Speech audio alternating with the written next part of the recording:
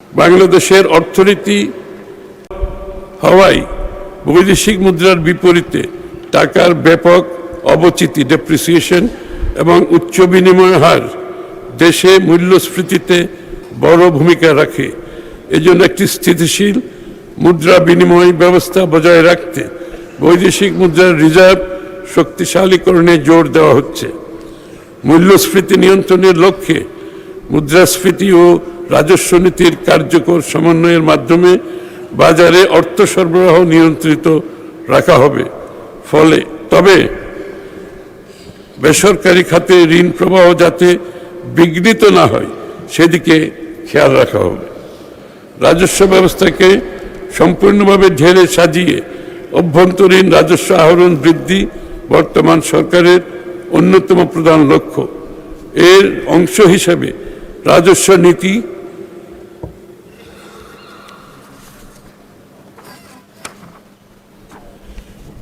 রাজস্ব ব্যবস্থাপনাকে আলাদা করার উদ্যোগ নেওয়া হয়েছে। এক্ষেত্রে কর সংশ্লিষ্ট বিশেষজ্ঞদের সমন্বয়ে কর নীতি প্রণয়ন করা হবে। কর ব্যবস্থাপনাকে সম্পূর্ণ অটোমেশনের আওতায় আনার মাধ্যমে রাজস্ব ফাঁকি রোধ করা হবে এবং কর ব্যবস্থায় জনগণের হয়রানি নিরসন করে আস্থা ফিরিয়ে আনা হবে।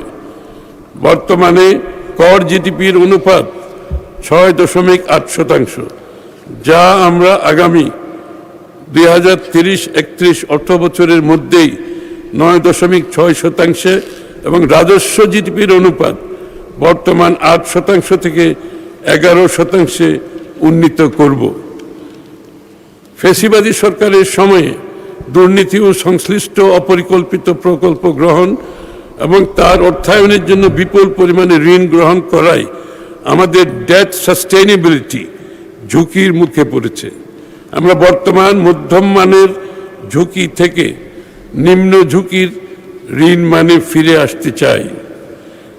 তাই আমরা রাজস্ব বৃদ্ধির মাধ্যমে বাজেট ঘাটতি একটি সহনীয় পর্যায়ে রেখে ঋণ ব্যবস্থাপনায় শৃঙ্খলা ফিরিয়ে আনতে চাই। আমরা বিশ্বাস করি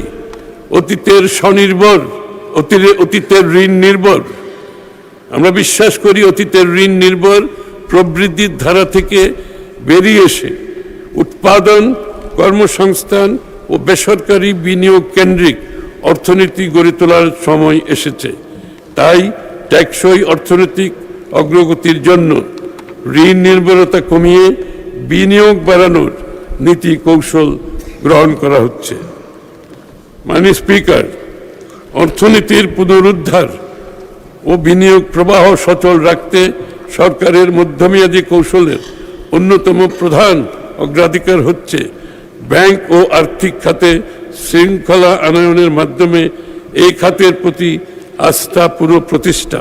এই ক্ষেত্রে খেলাপি ঋণ হ্রাস, ঋণ অনুমোদন, পুনঃতফসিলকরণ ব্যবস্থায় স্বচ্ছতা নিশ্চিত করা এবং ব্যাংক পরিচালনায় জবাবদিহি জোরদার করা হচ্ছে। দুর্বল ব্যাংকসমূহের আর্থিক সক্ষমতা পুনর্গঠনের জন্য ঝুঁকি ভিত্তিক তদারকি ব্যবস্থা চালু করা হবে এবং প্রয়োজনীয় ক্ষেত্রে পুনর্মূলধনীকরণ রিক্যাপিটালাইজেশন ও ব্যবস্থাপনা সংস্কার কার্যক্রম গ্রহণ করা হবে। উল্লেখ্য, দুর্বল ব্যাংকসমূহের পুনর্মূলধনীকরণের জন্য চলতি অর্থবছরে সরকার প্রায় 40,000 কোটি টাকা ব্যয় করছে।